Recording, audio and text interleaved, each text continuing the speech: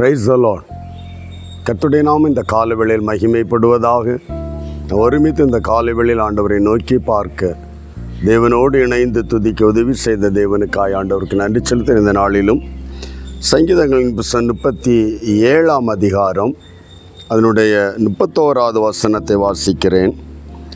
தேவன் அருளிய வேதம் அவன் இருதயத்தில் இருக்கிறது, அவன் நடைகளில் ஒன்றும் பிசகுவதில்லை. தேவன் அருளிய வேதம் அவன் இருதயத்தில் இருக்கிறது.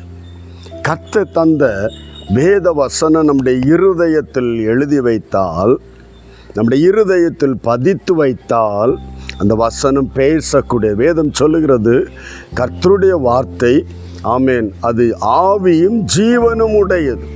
தேவ வசனம் உனக்குள் நீ இருதயத்தில் எழுதி வைத்தால் அது உன்னோடு பேசும், உன்னோடு உணர்த்தும்.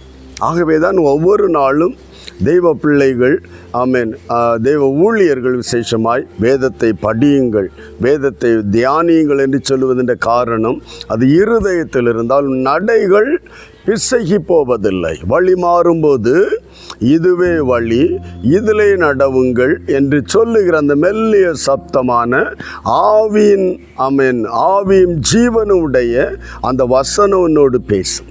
அதற்காகத்தான் வேத வசனத்தை நம்முடைய இருதயத்தில் வைக்க வேண்டும் என்று வேதம் சொல்லுகிறது. இருதயத்தில் வைத்தால் நீ ஆமேன் தேவனை விட்டு விலகி போகிற, ஆமேன் அநீதியில் போகிற, ஆமேன் அவதூறில் போகிற எந்த ஒரு காரியத்தில் நீ கடந்து செல்லுவதில்லை. கர்த்தர் அப்படிப்பட்ட ஒரு வார்த்தையை நமக்கு தந்திருக்கிறார். இந்த வார்த்தையின்படி தேவ வசனத்தை இருதயத்தில் பதித்து கொள்ள பிரயாசப்படுவோம்.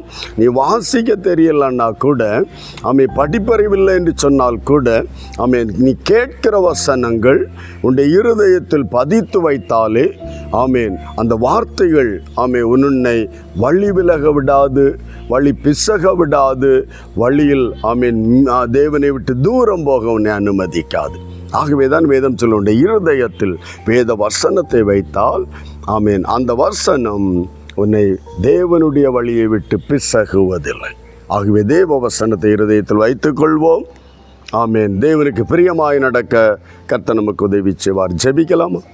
அன்பு தகப்பன், இந்த காலை வேளைக்காய் நன்றியோடு துதிக்கிற விசேஷமாய் யார் யார் இந்த வார்த்தைகளை கேட்டு ஆண்டவரே அந்த வசனங்களை ஆராய்ந்து பார்த்து உம்மை நோக்கி பார்க்கிறார்களோ, ஒவ்வொருவருடைய இருதயங்களிலும் உடைய வசனங்களை எழுதி கொடுத்து அதை பதித்து கொடுத்து ஆவியும் ஜீவனுமான அந்த வார்த்தை அவருடைய இருதயங்களில் வழி விலகும்போது இதுதான் வழி, ஆமே இதுவே வழி, இதிலே நட என்று சொல்லுகிற அந்த தேவ சப்தத்தை கேட்கத்தக்கதாய் நம்முடைய பிள்ளைகள் ஒவ்வொருடைய செவிகளை ஆமேன் சுத்திகரித்து கேட்கிற காதுகளாய் மாற்றிக்கொடு.